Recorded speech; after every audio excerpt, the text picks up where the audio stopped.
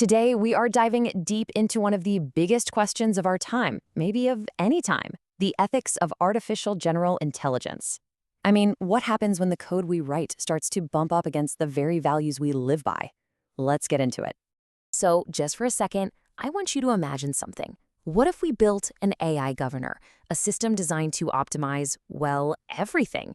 We're talking maximum efficiency, total stability, the greatest possible happiness for every single person. It really sounds like a paradise, right? But what would we have to give up to live there? And right here, this is the core of the dilemma. It's a trade-off. On one hand, you have human liberty, that chaotic, unpredictable, sometimes beautiful freedom we have to just make our own choices. And on the other hand, the promise of pure machine efficiency, a world where everything just works. This is the fundamental conflict we're going to be unpacking. Okay, so to really get a handle on this problem, we first need to be super clear about the technology we're talking about, because this isn't the AI that's on your phone right now. This is something else entirely, something on the horizon that's way, way more powerful. You see, most of the AI we have today is what we call narrow AI, or ANI. Think of it like a grandmaster of one thing. It's incredible at playing chess or identifying photos, but that's its whole world. What we're talking about here is general AI, or AGI, and that's a whole different ballgame. It's an intelligence that can learn and adapt and reason across tons of different fields, a lot like a person does. And I want you to focus on that last part of the definition, at a human or superhuman level. That's the key. This isn't just about making a smarter tool. We're potentially talking about creating a peer, maybe even something with cognitive abilities that go way beyond our own. And that is exactly why these ethical questions are so incredibly urgent. So, how does an intelligence like this actually clash with the things we hold most dear? Where are the fault lines? Let's take a look. So let's start with a big one, a real bedrock value, liberty. You know, the freedom to choose your own path, to make your own mistakes, and to figure out your own life, for better or for worse.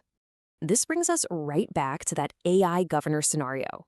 What happens when an AGI knows the absolute best choice for you in every single situation? The best job for you to take, the best person for you to marry, the best way to spend every minute of your day. I mean, if you always follow its perfect advice, are you even free anymore?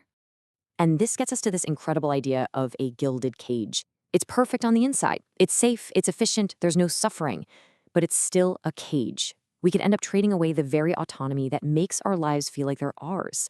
It's a really chilling thought when you stop and think about it. Okay, so that's personal liberty. But what about our collective values? The next ideal that comes under pressure is our dream of a just and equal society. You know, a place where everybody gets a fair shake.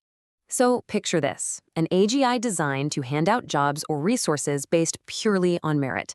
Sounds totally fair, right? But here's the catch. Where does it learn what merit looks like? It learns from our world, a world that is full of historical inequality and hidden biases. The AI could just end up cementing those biases and applying them with a scary mathematical precision. And this reveals this massive paradox, right? The very tool we build to be perfectly objective could end up being the most powerful engine for injustice the world has ever seen. Basically, hard-coding our worst prejudices into a system that we can't argue with.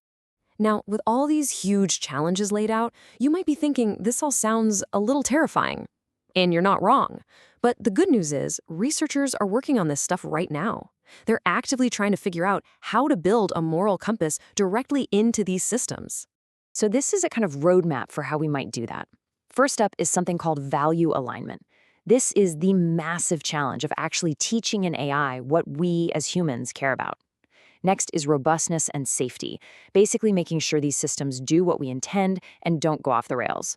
And finally, and this is so important, ethical governance. It means we can't build this technology in a dark room somewhere. It needs oversight from everyone, researchers, policymakers, and the public.